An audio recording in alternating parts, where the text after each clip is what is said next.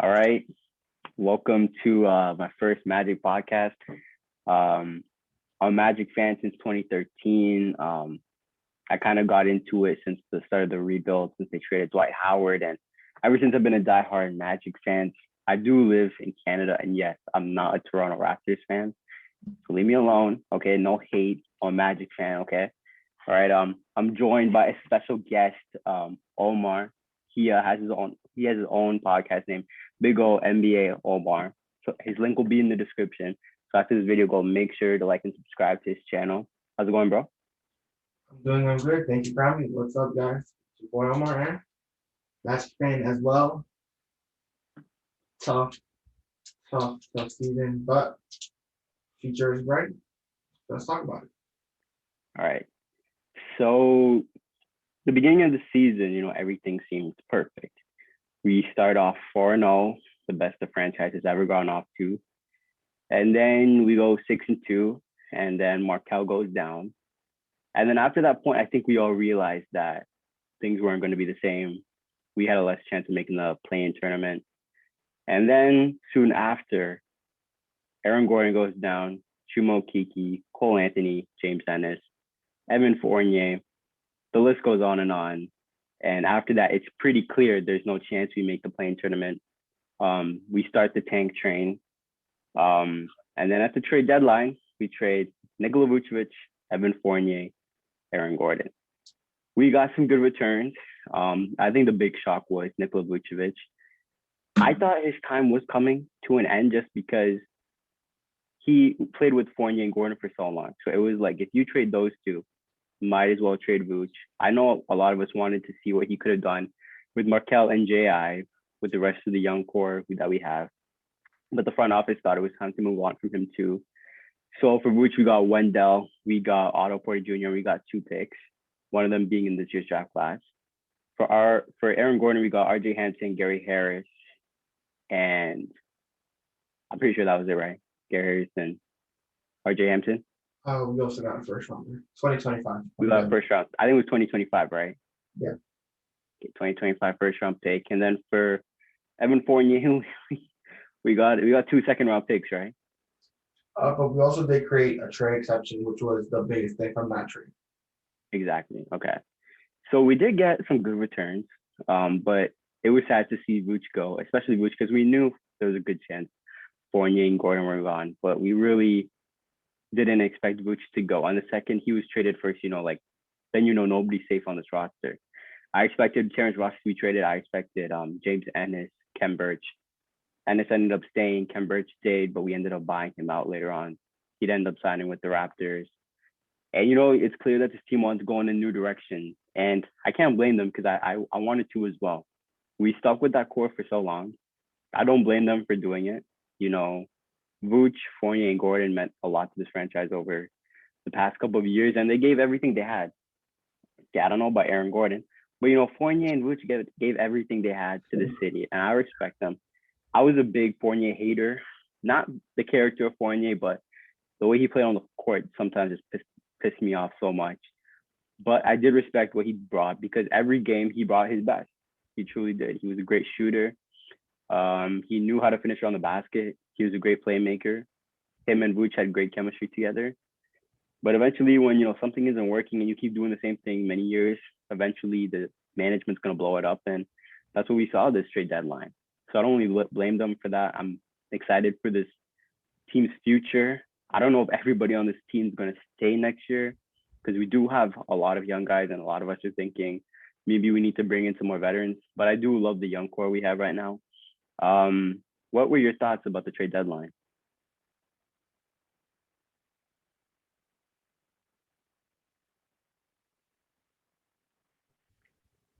Wait, I think it's incredible.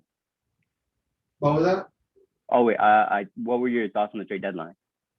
Um, so when Vooch first got traded, I was very, very, very upset.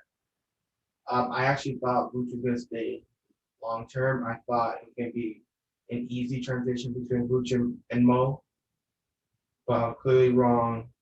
I was one of the few people that actually appreciate Evan and was able to, because there are times not gonna lie, there are times where I'm like, well, there goes Evan again, taking a bad shot, but like that's the role he was casted in. It wasn't the right role, and we saw when Markel was healthy that Evan could play in a really good role, and I really enjoyed watching Evan play this year.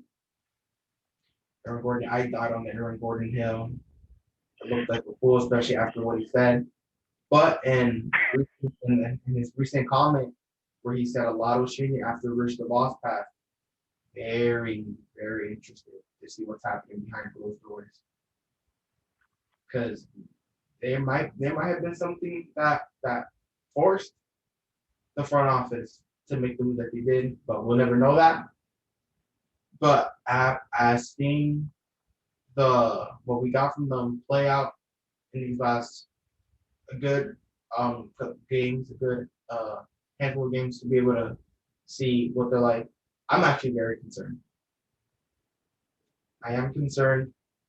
I really I just don't understand how anyone can get better when you're getting blown out by 30 every night. When you're down by 20 by halftime. I just don't see how you're getting better.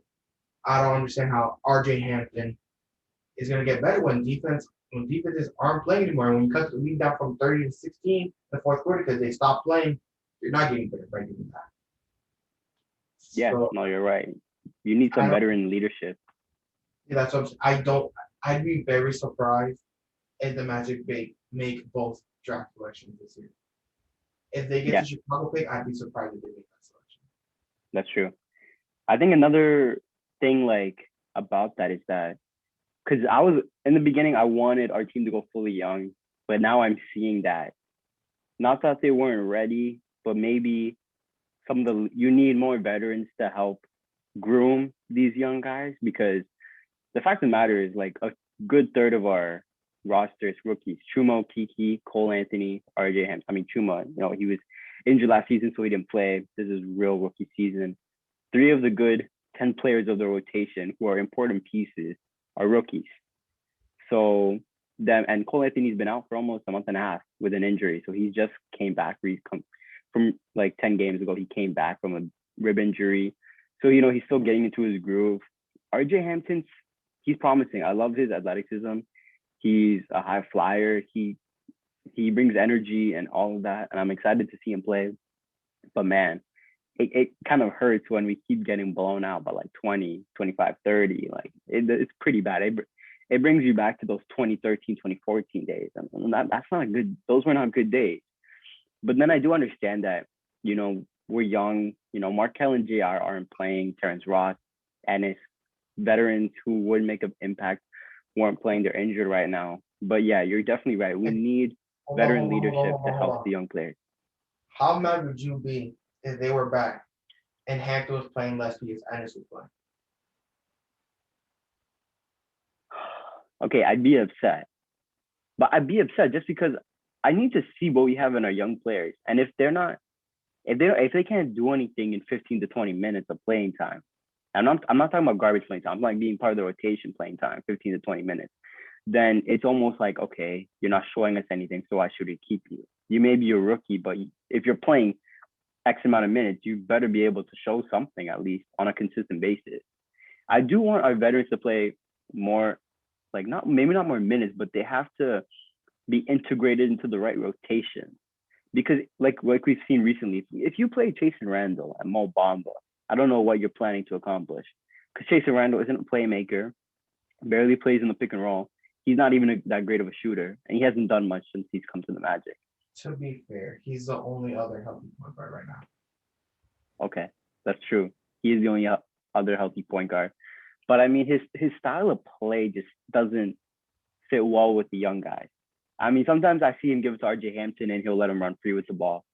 But sometimes in the pick and roll, he just doesn't make the best decisions with the ball. He shoots, he's like a streaky shooter. Sometimes he shoots well, and then sometimes he's just not a great shooter. I didn't really like the pickup when we first got him, but the position we were in, we couldn't really be picky with the type of people we're signing because we were only getting G League players and everyone else was getting picked up. Kind of upset we didn't go for Quinn Cook when we had the chance, but it is what it is. The season was over the second Markel went down. And then when all the other injuries happened, it was just the end of the season, and then we're all looking forward to the draft.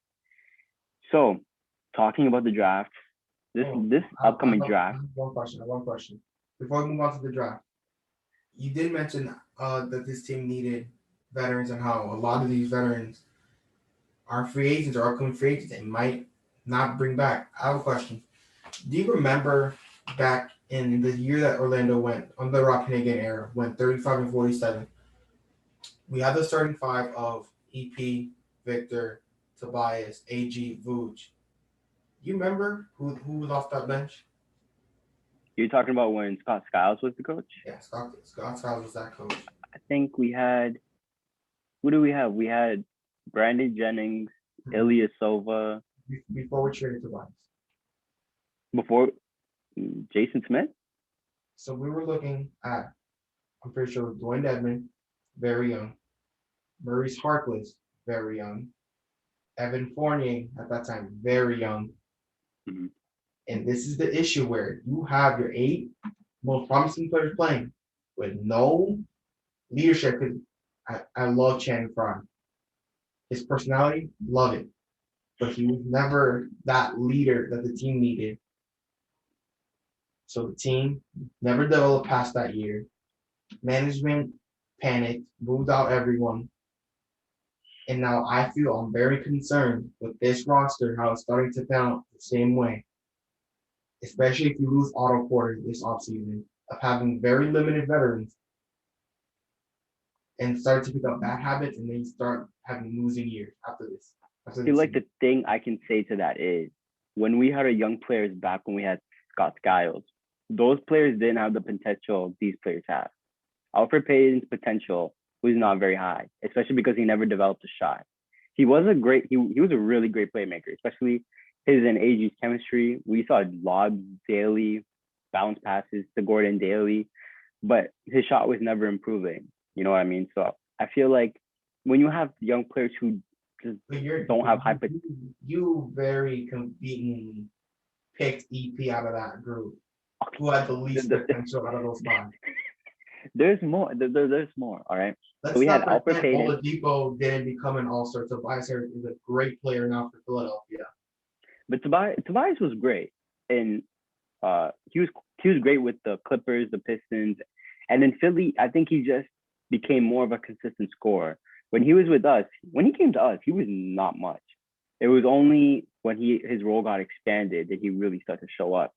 And then that trade happened with Brandon Jennings, and that I don't know what management was thinking at the time. There was no better leadership, so there was no teaching these players. Exactly. But realistically, would that core that we had with Scott Skiles ever took us to maybe the second round, even conference finals? Even with the right leadership.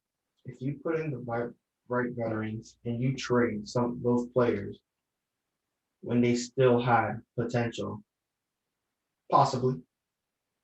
Okay, there was also Mario Hezonja. And I didn't know anything about him when he got drafted. But when I watched his highlights, I'm like, okay, like this guy looks nice.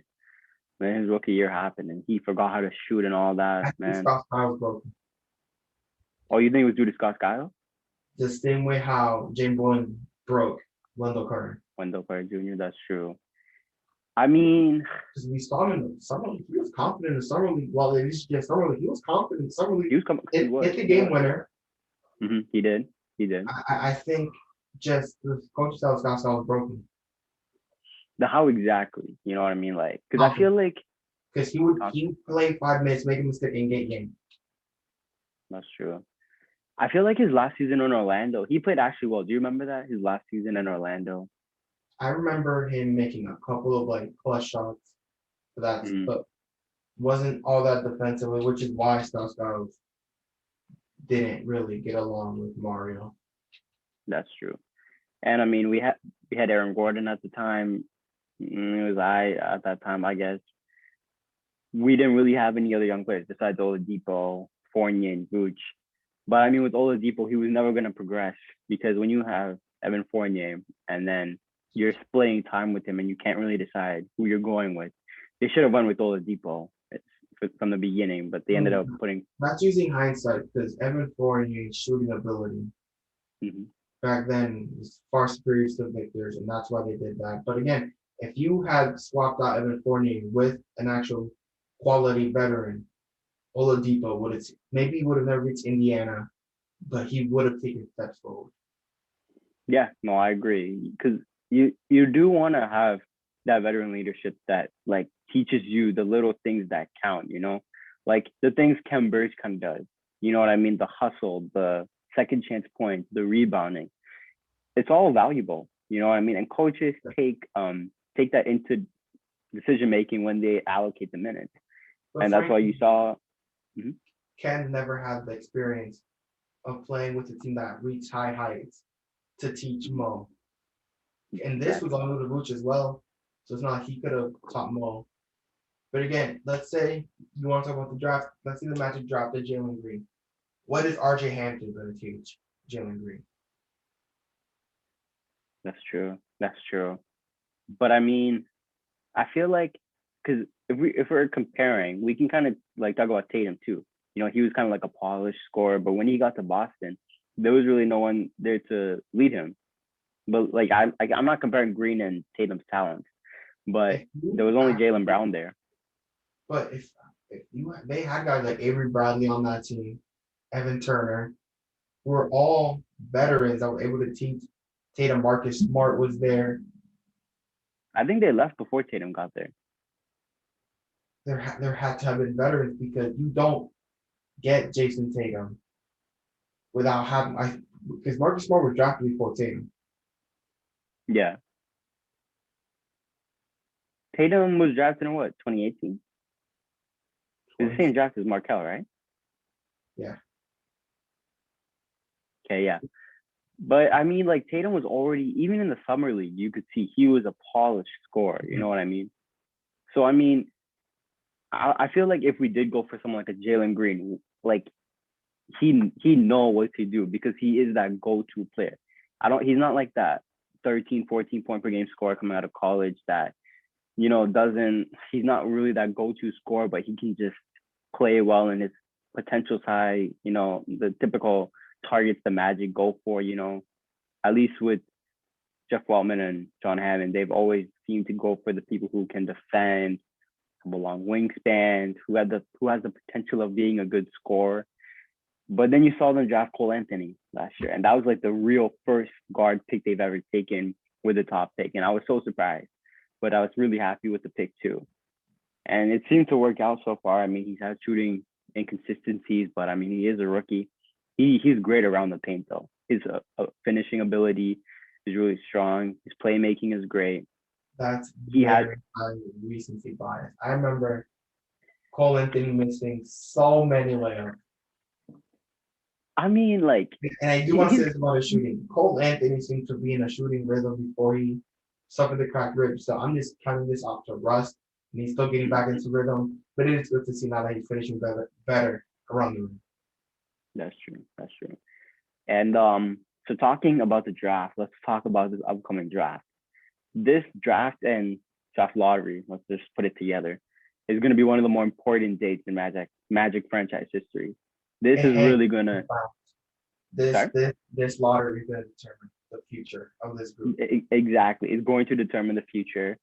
We already have a great young core, but with this pick, whatever you do with the picks from the because we have the Bulls pick too. Whatever you do with them, whoever you draft, it's really gonna shape our future and the decisions we make, free agency and everything, every move we make going into next season.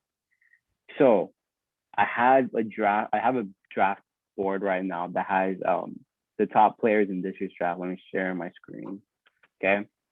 So we see there's Jalen Suggs, Mobley, Cunningham, Green, Oh, wow. Kaminga, and so the Magic probably let's just say get a top five pick. Okay, doesn't matter 1, 2, 3, 4, 5. If we get the first pick, in your opinion, who are we taking? Okay. Cade, without a doubt. Cade has the versatility of being 6'8", play the 1-2-1-3. Can easily fit next to Markel. Cade without a doubt. Okay. So I want to do this with the second, third, and fourth and fifth pick based off of draft needs, best fits. So if the Magic Number had the 2, second I pick, was taking Jalen Green. okay. How about number 3? Okay, so let me say this about Jalen Green. The reason I'm taking Jalen Green ahead of Evan Mobley is because I'm taking account of the fact that he played in the G League versus college. I think college is it's nice, but to have playing against NBA caliber players in the G League with the Ignite, you can say things about Kuminga, it showed me more. And the fact that they both played extremely well, especially Jalen Green, who shot the ball pretty well in the G League, it showed he could play. He's going to be more NBA ready than these other guys. And we talk about Jalen Green, since what? Vince Carter, and if you didn't want to count Vince Carter, Tracy McGrady, having a go-to scorer like a Jalen Green, who has the ability to shoot the ball and score the ball. I don't think the Magic passed up on that. Number 3, I think Evan Mobley, probably the pick, but if you pick 3, I think Mobley is the pick. But again, I wrote an article for the Magic Daily. You mentioned it, but you texted me a while ago. I said the Magic should trade if Cade and Green are gone and you're at 3. I think you trade pick 3 and Chicago pick to get a player that's not ready to help the current roster. But if we are set on selecting to take Evan Mobley, I think Evan Mobley's ceiling is higher than Kuminga because I don't want another player that can't shoot. Kuminga struggled shooting the ball. And when we're talking about Jalen Suggs never really, he's 6'3". No, not another point guard. We used to say that about big men. I don't want another point guard this team. You have Markel, Cole. But I think 3, you take Mobley, and then 4, I'm going to go with Kuminga because he did play in the G League and then Suggs at 5. Wouldn't you say Suggs is kind of like a guard though, instead of a point guard? Yes. And again, if you want to do that, you have Markel, Cole, RJ Hampton already. You're also going to have Gary Harris for next year. You really want to add Jalen Suggs to that? I mean, since the last time we talked, I only really knew of Cade Cunningham and Jalen Green. So over the time I've had time to catch up on Mobley, Suggs, Kuminga, and like just see their highlights, their strengths, their weaknesses. And I'm with you. I've seen a lot of Kuminga's highlights, and he does remind me of like Jaylen Brown. And the only thing that turns me off is that his shooting struggles. Like you said, I don't want somebody who can come in and we're counting on his shooting to really take his game to the next level. I've seen him like with his athleticism, his ability to finish on the rim. He's really good in that part. I will say this. Kuminga is a great defender. Having a front court of Kuminga and Isaac in 3 and 4 would be amazing. And then you could always have Kuminga and Chuma fight for the starting spot. And then you can start building your bench with either one of them. And again, that's when we get into the how many young guys do you really want on that bench and have no better leadership. That's why this draft is very tricky and being able to peg which one of these young guys are still going to be on the team going into next year. Okay. Or does Orlando? Let me ask you a question. Is there any scenario where Orlando, let's say, gets pick 3 and stay in the Chicago picks conveys? They don't make a selection here, and they trade and they make a huge package for an upset song. So you're saying that we get a top 3 pick and we choose for example, you pick 3, pick 8, RJ Hampton, and then Gary Harris or Terrence Ross to make the money work for player X. So you're saying before this year's draft class, we package the 3rd, the 8th, RJ Hampton, and some veterans? Yeah. Should we make a trade? For player X, I mean, a Bradley Beal-esque player, a star.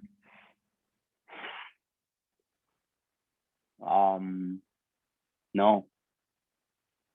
I say no because I'm not taking the risk of trading that many assets for somebody who may not want to stay with us. And if whoever it is, Bradley Beal, some other disgruntled star, if they say, yeah, I don't see myself playing well, I mean, I don't see myself playing with the Magic in the future, then we gave up so much.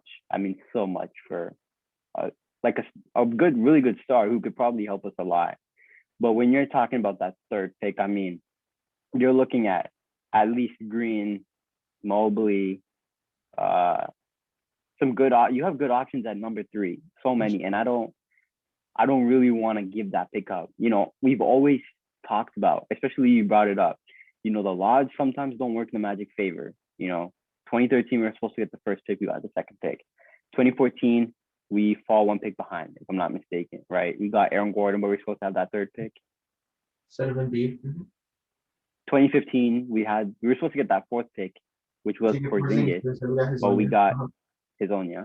2016 we got the bonus and we traded more. Exactly. 2017 we drafted Sabonis, right? 2016 was Sabonis. We got John in 17. Jonathan Isaac, sorry. And then like it's just our lottery odds have not always worked out, but if it works out this year, there's no way you trade that pick. Unless like I don't think a team's gonna give up a really big star, because I feel like unless it's Bradley Beal, would any other young star in this league be worth it? Is there any young star on this team that's worth that third pick? Do you think there's anyone? I mean, I'm not saying it's gonna happen. Probably it's not gonna happen. But let's say Utah completely falls apart. Donovan Mitchell becomes completely something having behind the scenes, wants out of Utah, and Utah gets bounced in the first round. I mean, in that case, yeah. Okay, in that case, I would make the trade. Hypothetically, if that was ever to happen, yeah, I'd make that trade. I think he's worth it. I think what we'd be giving up is definitely, it balanced the trade value. And let's not even say Mitchell. Let's say De'Aaron Fox becomes fed up with losing in Sacramento. No. I already love Markelle more than De'Aaron Fox. I'm definitely not giving up the top pick for De'Aaron Fox. He can play. He's really good. You know, he's really good. But I'm not. No, something about De'Aaron Fox's game with the rest of this young core, I would not see that working out. Anyone else? Trying to think. Zach LaVine.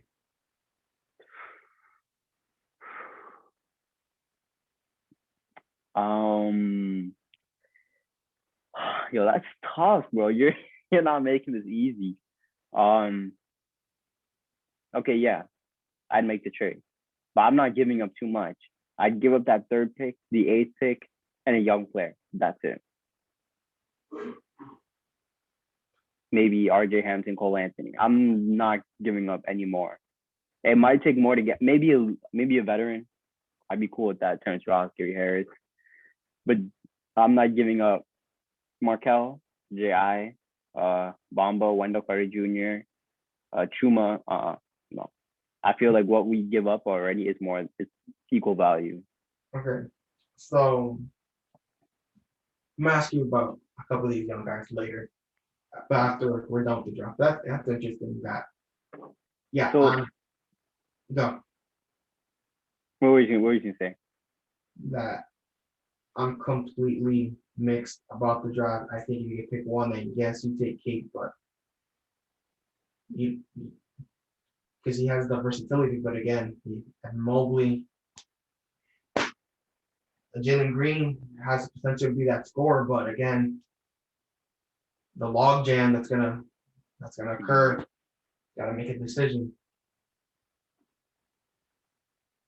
So what's your draft? 1 through 5.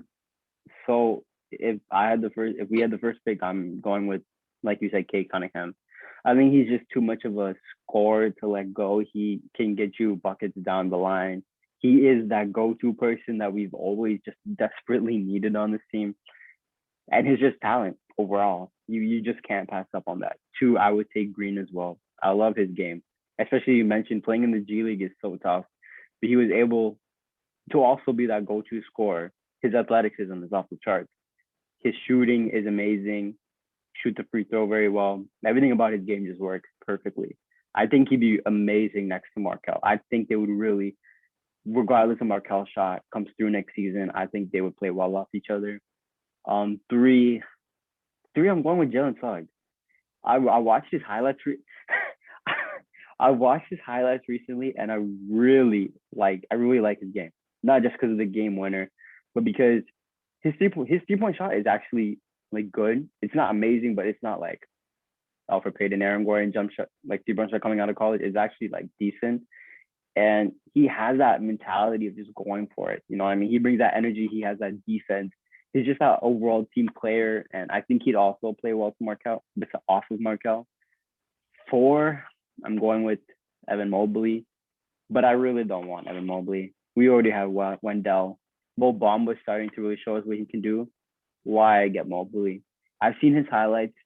He's more mobile than Wendell and kind of Mo, but his athleticism isn't really there. His shooting touch is like kind of like Bamba's coming out of college. It's okay. There's nothing special about it. We're seeing Bamba's 3 point shot really hit the floor now. So I mean, why mess with him and Wendell's development when we already have them? Number 5, Jonathan Kuminga. Like you said, his shooting just isn't great. His free throws are horrible as well.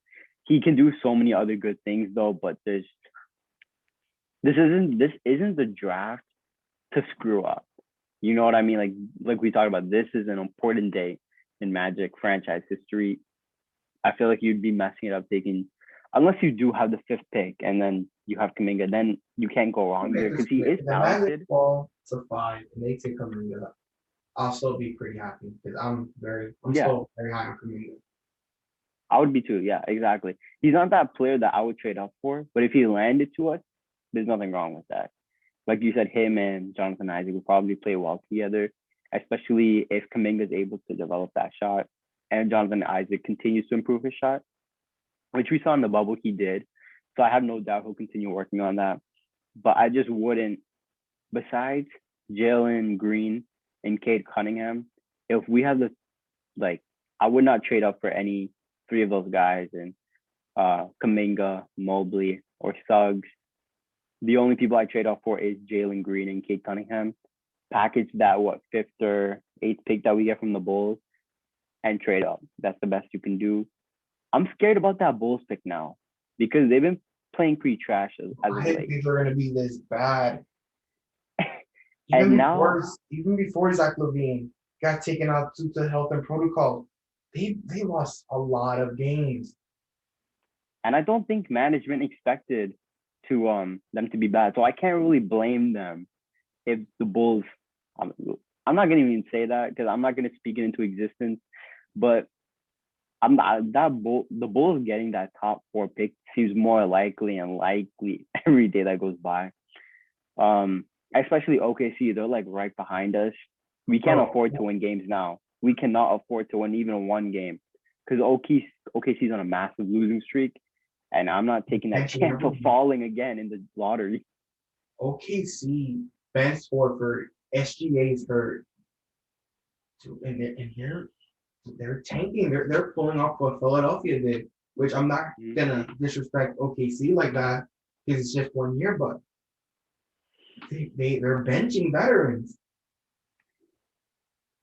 It's not. They're not even making up injuries. They're just saying development. Horford's not playing for the rest of the year.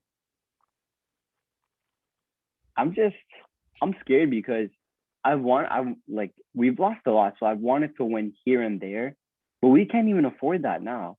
With OKC right behind us, with Chicago, I don't even know what the hell is happening to them coming in hot too.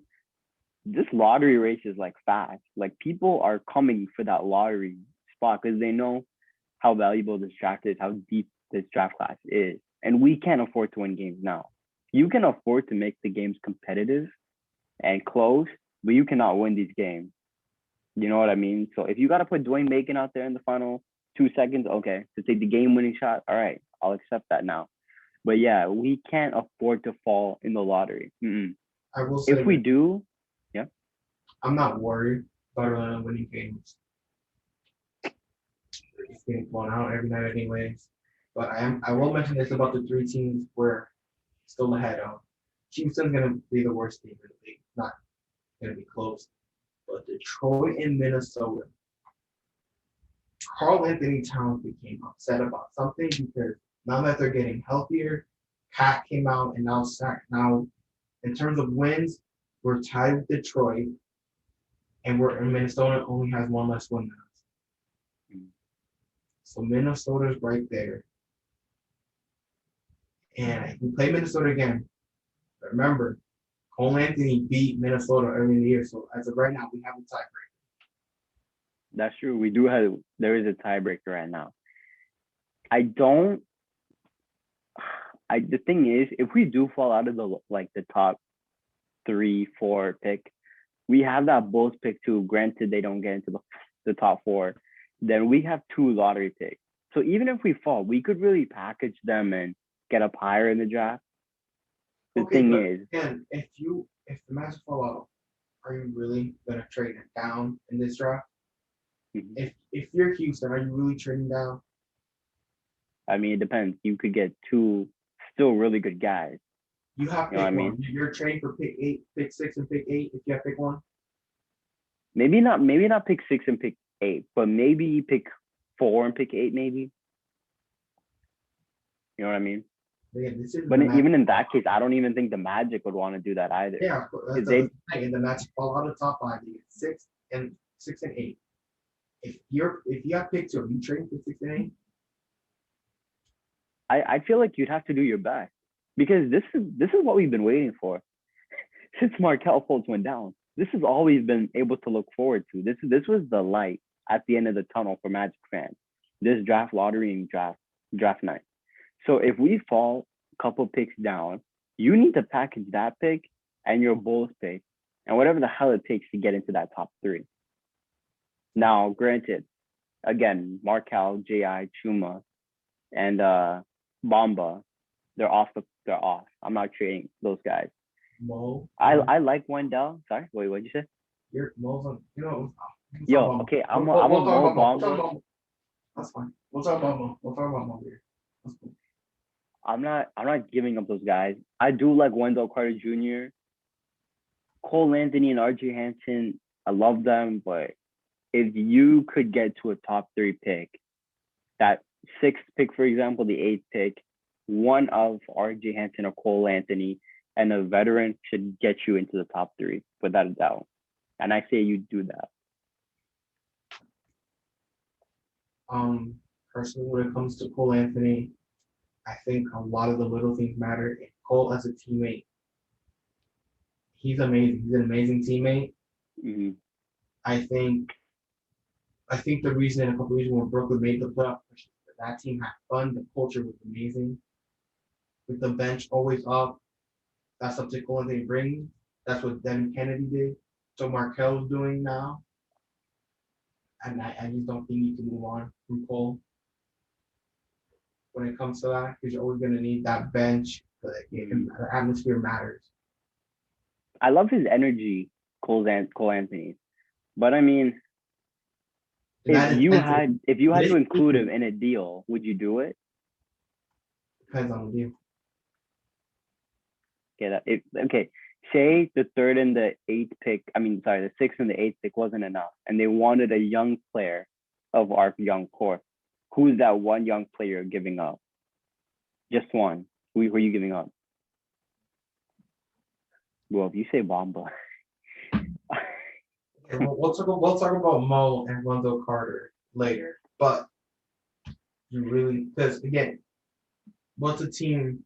You also got to think what the team's gonna want. The team is gonna want. Are they gonna want RJ Hampton? Are they gonna want Markelle Fultz? No. I'm not trading Markelle for anyone. I'm not even trading him for Bradley Beal. He is our young star. We groomed him to become this top point guard again. He was going for most improved at the beginning of the year. There's no way we're trading him now. Mm-hmm. Okay. It's very interesting. I mean, there has to be someone they'd want. You know what I mean? They probably want Cole Anthony. They probably want Cole Anthony over RJ. Okay, that's true. They probably want Cole over RJ. But I feel like, if we give them Terrence Ross, if we get... Okay, if you're doing this for draft picks, you don't want to man. It, the thing is, if I don't want like Chuma's kind of turned me off this past week because he hasn't played great. It's a So I rookie. don't want to. It happens. He is a rookie, but man, like his he misses a lot of open shots, He and actually I'm thinking, he shot the ball pretty well this game. oh yeah, today he did. And his defense, even while he's struggling with, this is something this team has struggled with for years. It's something, one of the things about Aaron Gordon that was really frustrating was when he's not shooting the ball well and the team struggles offensively, Gordon's defense drops. Okiki's doesn't. He's constantly getting like 3 steals a game, playing great help defense. He's a talented defender. I think that's what a team like this needs. And I like Chimoki a lot. I like Okiki a lot too. I want him to get out of this shooting slump. He has to start making his open shots. I know he's a rookie, but man, like that shot already looks a little weird. And even though it has gone in a lot, I don't want him to become the next Aaron Gordon, where we're like, okay, his shooting will get better. Hey, You know, he'll eventually shoot 40% from three. You know what I mean? Okay. I stopped caring about the shooting percentage after we traded check. But before he got traded, Gordon was shooting 40% from three. Oh my god. Okay, he shot 40%. All right, from three. Let's go with that. I saw the numbers, but I was like, there's no way he shot 40% from three because I've seen most Magic games and he just couldn't shoot that damn ball. So I don't know what other games people were watching or if that website just made a mistake with their numbers. Probably, but that's a topic for another day, Aaron Gordon. And it's just with this draft class, it's so important to not just best player available, but what your team needs. And Mobley isn't that go-to scorer. Jonathan Kuminga isn't that go-to scorer. Okay, Jalen. so that's key here. So at this point in the rebuild, since we're not starting from scratch, you think this team is in a space when it comes to drafting that you're taking the into consideration? I think you have to, right? Because if you just do it off best player available, you have to see how that fits in with your team.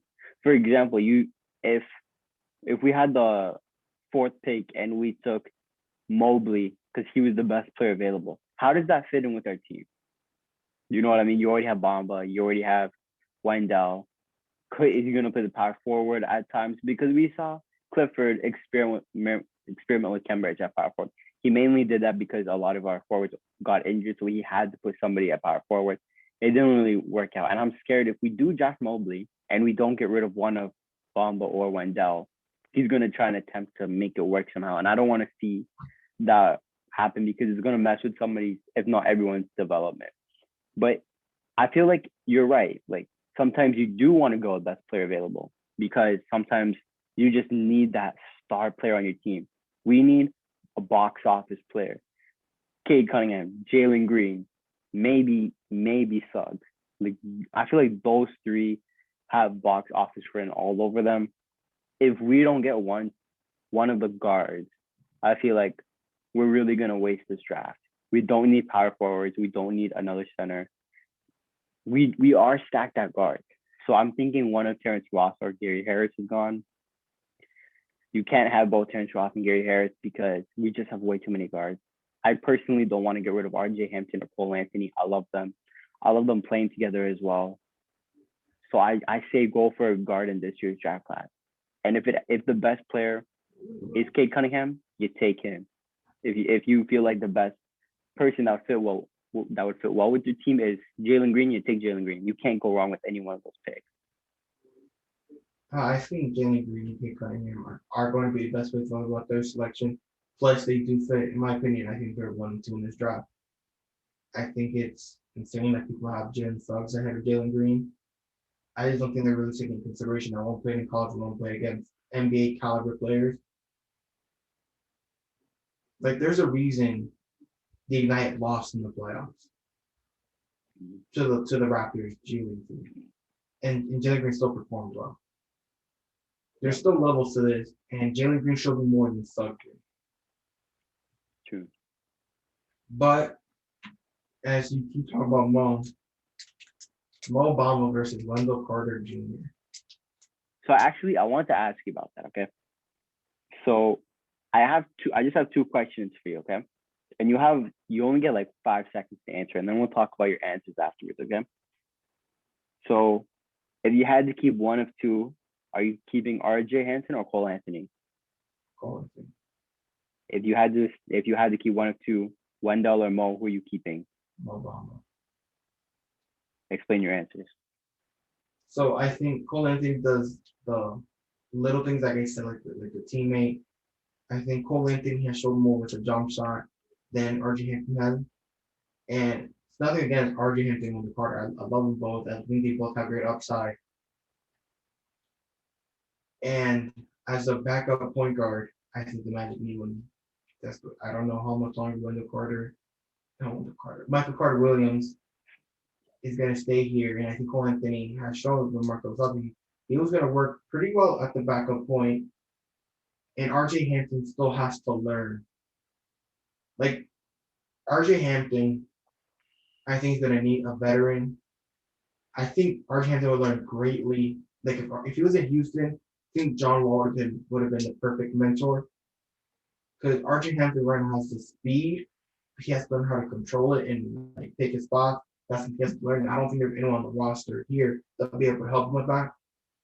So if you're having to make that choice, I think Cole. And then if you're talking about Mo Bamba, Wendell Carter Jr., I think Wendell Carter Jr. is the best, is the better player right now. And I want to say it's very close. It's not like these are by far easy. These are very close. I've just thought about these already, and Mo Bamba's it's concerning me how easily he gets out rebounded, gets pushed around inside, and when he's not making shots, it comes out even clearer how much of a struggle it is for him to get in position to rebound. Wait, didn't you say you're keeping Mo over Wendell? Yes, because You did say that, right? Yeah, because Mo Bamba's upside is bigger than Wendell Carter. Yes, see, exactly. Yo, like every time I'm always seeing that everyone's saying that Wendell's better than Mo. He is, but what Mo Bamba's done recently is what we've wanted to see him do since we've drafted him.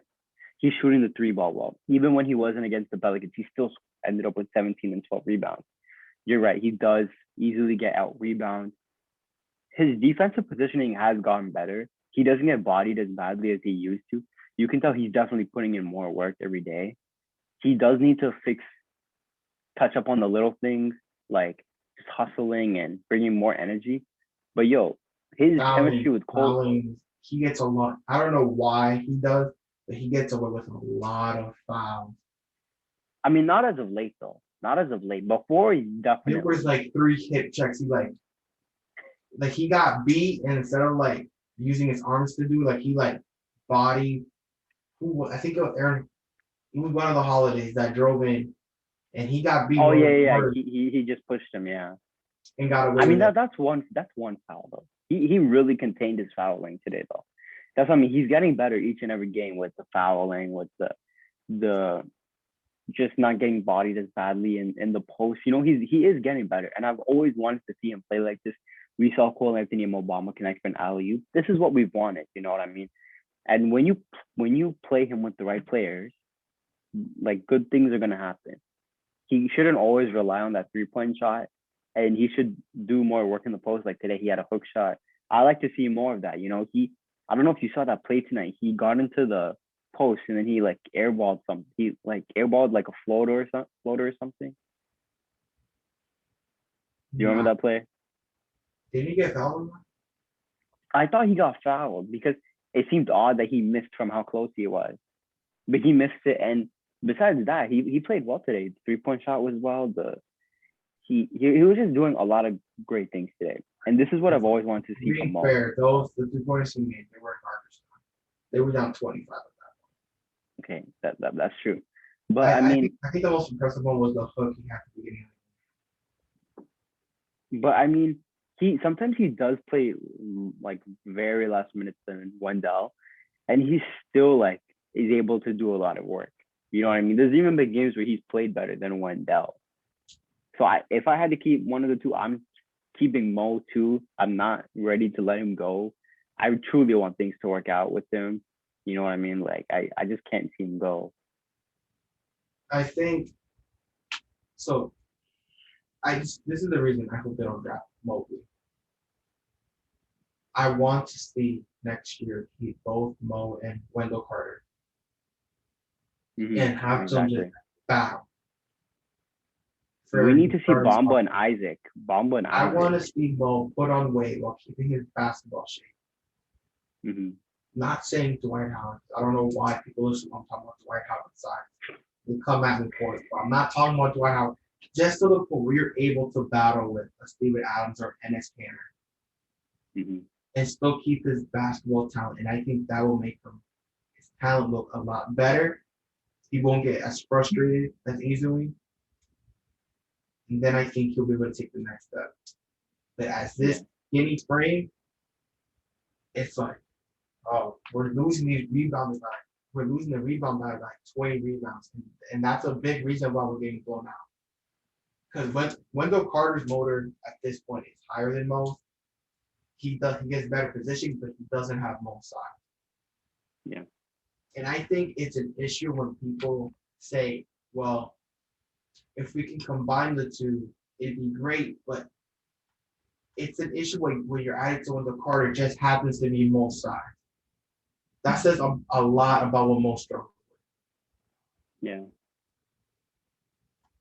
I mean, I think if Mo does improve on the side, I think that'll help his motor and really not to get frustrated. And I think that once that happens, I think we'll finally be able to see the front court of J.I. and Mo that you mentioned, because I think defensively, this team will be an elite defensive team. Exactly. The defensive upside of our team is so high. It's already so elite. You have players like Isaac and Okeke, and if you see them playing together next year, hopefully they play well together. Not just their defenses showing up, but their offense as well. So going to the next thing, I have Tankathon open right now. Just gonna do it once. Let's see our odds. Okay. So right now the Rockets are the first pick, second pick with the Timberwolves, third with the Pistons, fourth with the Magic, fifth with the Thunder. So let's sim this and let's just see how it goes for us. You know. Did you look at that? We get that second pick. You know what I mean? This is good. The Bulls pick goes down one, but that's fine. This is the important pick. And see, getting that second pick, sometimes the lottery odds are in our favor. I know this is fake, but like still, this is encouraging to see. You know what I mean? But obviously we don't want to rely on odds and all that, because that's not how we want to run it. We've done that for so many years, and somehow we've screwed it up. Well, the ping pong balls haven't landed in our favor. Well, hopefully this year is different, man. I'm telling you, if we get a top 3-4 pick, man, I'm gonna celebrate hard. So then I'll be very interested to see how the front office decides to mold the team. I think during the deadline, they just gathered a lot of assets and they'll use this offseason to mold it. Okay. And I also want to ask you, what are your favorite jerseys from these recent years since 2015? Are there any big time jerseys that you've been fan of that like just blow your mind away?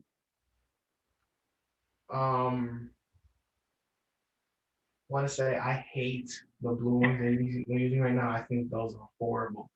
Wait, you're talking about the blue and the black on the side one? Mostly blue and like on the side, it's just like two like black parts. Yeah. I don't like that. Oh, the one that like the game that Markel went down, those blue jerseys. Do you remember? And it's like you have the prime white ones. They have their black ones. You have their orange ones. They have and they had the blue ones. Yeah, the blue ones. Yeah, those are horrendous. Those are horrible. I hope you bring back the blue pinstripes. I can't stand that jersey. True. Yeah, I'm not a big fan of those jerseys either. What do you think of the new statement jerseys or the earned ones? They choke by not having the word Magic on. Instead of having the logo, they should put Magic across. I think they choked on that. I thought it could have been a great throwback to T-Max jersey, but instead with the logo, I think they choked. because I really like the jersey. Yeah, I really like it too. I mean, I don't love that they put the symbol in the front, but I mean, it does kind of look fire. Those jerseys, they do look fire. I really like I like their statement one. I like the orange. I like it more than they had last year. Oh yeah, for sure. The pinstripe with the orange is definitely better. Maybe next year they'll go fully orange. I thought they could. Oh, I thought they could have redone the court though to match the jersey instead of leaving it. oh yeah, I thought they could have done. They would have redone the court as well. Hopefully next year though, getting because that now that they've said that they're gonna hopefully get full NBA, like it's gonna be packed next year with the attendees and everything. So hopefully, they go all out with the court next year. So And I yeah, hope Orlando picks a set of jerseys and they stick with them and start having like two new jerseys every year. Because that was one thing about the pinstripe, like that's what stuck. That's what stuck because that's what they used every year, and it was representation of the Magic. No one remembers the one-off space jersey. okay, those were kind of questionable on who designed those. I No one really remembers. Do you remember the gray sleeve jerseys? with the blue Yeah. lettering, the No, blue, no one remembers that jersey. the one Victor Oladipo got a Yeah, 360 dunk yeah, that one. in. Yeah. Those were, They eh. use them once and never use them again. We'll probably never see this version of the earned jersey again. Mm-hmm. And they want to keep the white jersey they have now. I always liked the fact they had a black jersey. Yeah, same. I love the black and blue Use jerseys. use the blue jersey to have a throwback to one of the other teams. Get rid of the blue jersey they have now. Do you remember the 2018, 2019 throwback blue jerseys? Those were beautiful. Those were amazing. Those were amazing. I wish they used those jerseys in the playoffs that year, but it was light. But still, those jerseys were fire. Do you remember the one in? I think it was Oladipo's rookie year, the black one. Oh yeah, those were beautiful as well. Oh, I don't know why amazing! they're starting I don't these. know why they just decided to go in a new direction and failed miserably. But yeah, they definitely had amazing jerseys over the years. I do love those black and blue jerseys that you were talking about. I don't know why they went with those blue ones this year. It doesn't even have pinstripes on it. I'm upset that that's the one jersey that stuck. That happened to be the one jersey that stuck over the last couple of years. Has been that ugly blue jersey. Hey man, you're an Orlando Magic daily writer now. You could put in your article, tag them, shout them out. Talk about the jerseys and how they had to have better selections. How they have to get rid of some of their awful ones. Oh man, but yeah, it is what it is. But I appreciate you coming on the show, but I don't know what I'm gonna call it yet. But I appreciate you being my first guest. Yeah, his Omar's link will be in the description in the bottom. Make sure to go check out his channel. He doesn't just talk about the Magic, but he talks about all the NBA teams and all the NBA news coming out. So make sure to follow him and go like his videos, subscribe to him. His Instagram will be in the description as well. I appreciate you being on my podcast, bro. Very first episode. Thankful to have you on, bro. Any final thoughts? Oh no, of course it was a lot of fun being here. Love talking Magic basketball. I'll be on anytime. You'll have me. I appreciate it, bro. See you. Peace. Peace.